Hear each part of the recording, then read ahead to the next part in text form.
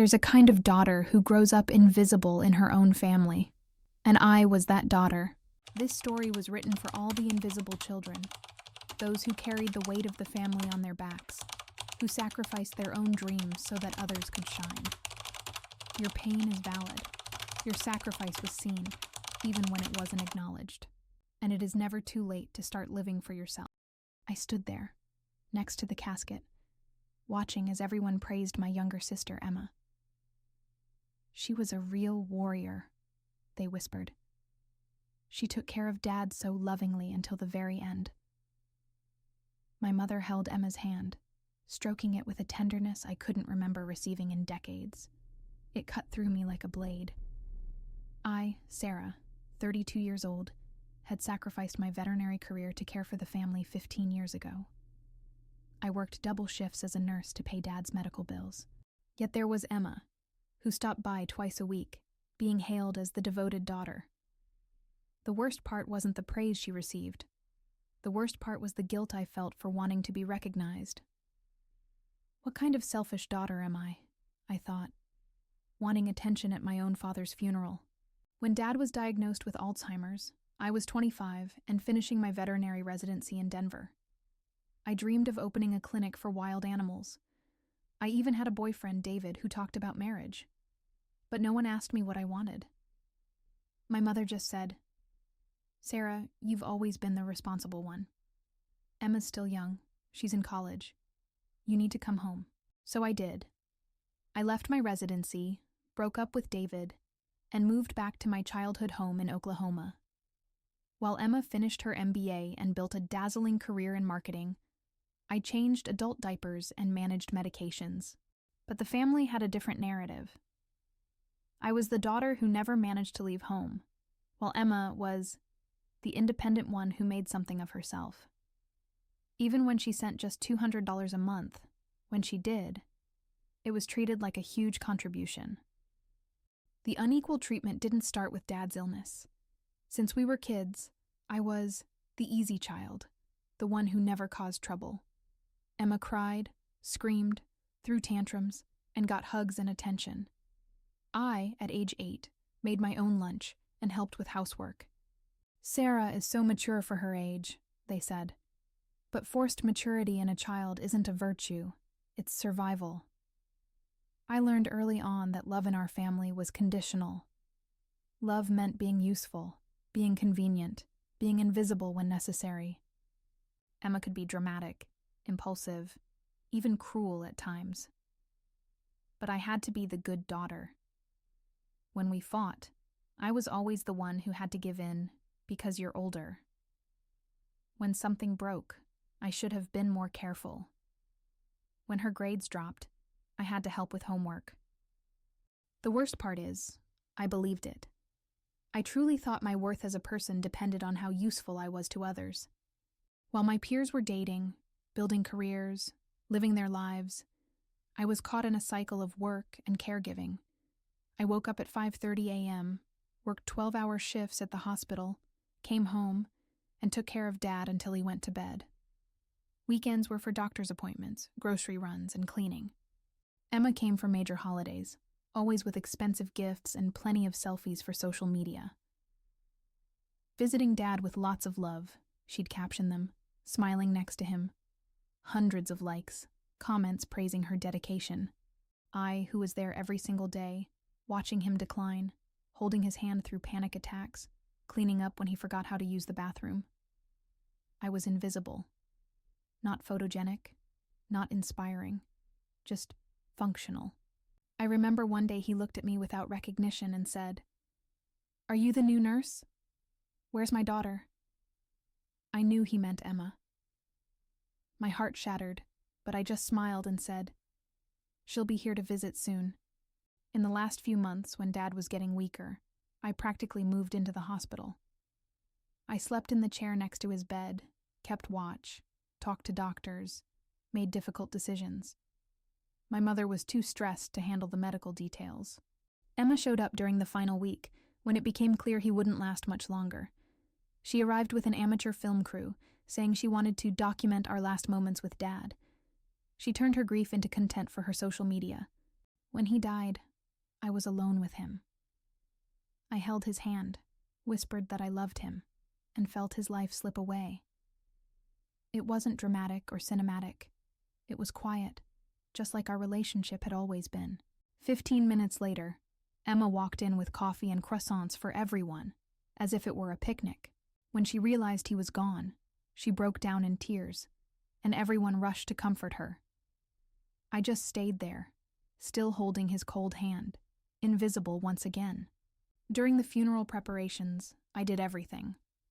I picked out the casket, wrote the obituary, coordinated with the funeral home, arranged the reception.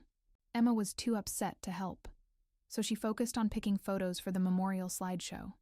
When the day of the wake arrived, I thought someone would acknowledge what I had done, that my mother would thank me, that the relatives would notice my dedication, that Emma, at the very least, would admit I carried the weight alone, but none of that happened. Emma, in her perfectly elegant black dress and just the right amount of tears, received all the condolences. "You were such a wonderful daughter," they said. "He was lucky to have you." I watched from a distance, wearing the same black uniform I use for work, with unpolished nails and lines of exhaustion on my face. No one hugged me. No one consoled me. I was just part of the background, as I'd always been. During the funeral, when the pastor praised the devoted daughter who cared for him with such love, all eyes turned to Emma. She nodded modestly, like she was accepting an award she didn't earn. Something broke inside me. 15 years of silence, sacrifice, and invisibility. 15 years as an employee of my own family. 15 years waiting for a simple word of recognition. But I didn't explode. Women like me don't cause scenes. Women like me swallow the pain and keep going. I smiled politely when people offered me scripted condolences, as if I were some distant acquaintance of the family. Inside, I was screaming. I wanted to walk up to the pulpit and say, "I was the one who took care of him. I was the one who gave up my life. I was the one who was here." But my voice, after being silent for so long, simply wouldn't come out. After the funeral, in my mother's kitchen, while I washed dishes and Emma entertained visitors in the living room, my mother approached me. For a moment, I thought I was finally going to be acknowledged. "Sarah, you've always been so strong," she said. "You never needed attention like your sister. She's always been more sensitive, more fragile. You always managed on your own." Those words hurt more than any scream could have. My mother truly believed I had no feelings, that I didn't need love or recognition, that my ability to suffer in silence was a virtue, not a wound. "Mom," I said, my voice trembling, "I needed care too. I needed recognition too. I'm your daughter too." She looked at me with genuine surprise, as if it was the first time she had ever considered that. "But you've always been so independent, Sarah. I never thought that—" "You never thought because you never asked," I interrupted. "You assumed I had no needs because it was easier that way."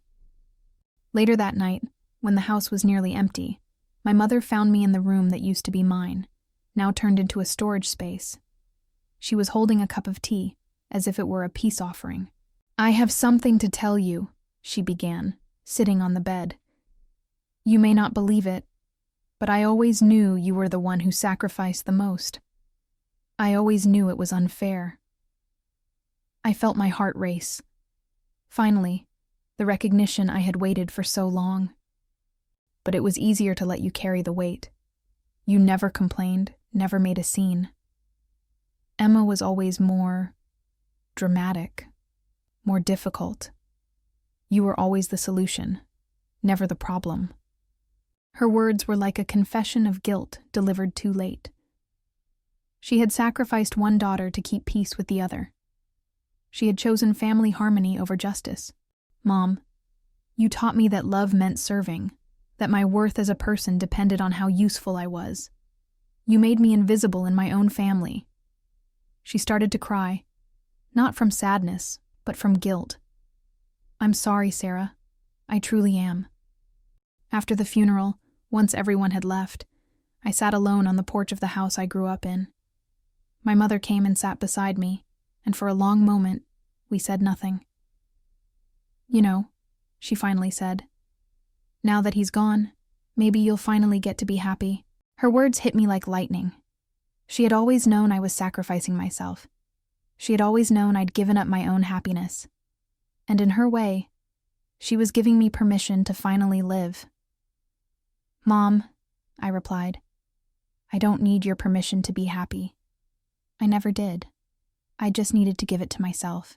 In that moment, I realized that my need for external recognition had been a prison, that I had spent my whole life waiting for others to see me, when what I really needed was to see myself.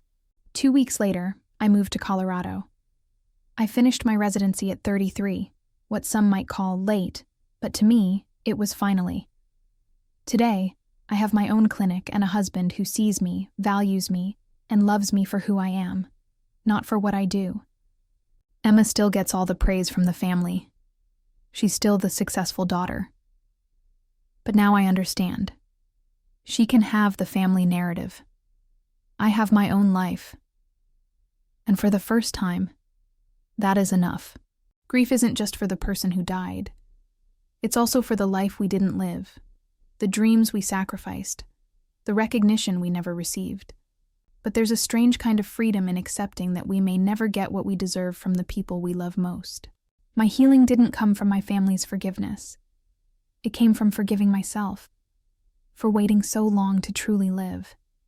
It came from understanding that I'm not responsible for other people's choices, or for how they see me. I'm only responsible for how I see myself, and after 33 years, I'm finally learning to see myself with kindness.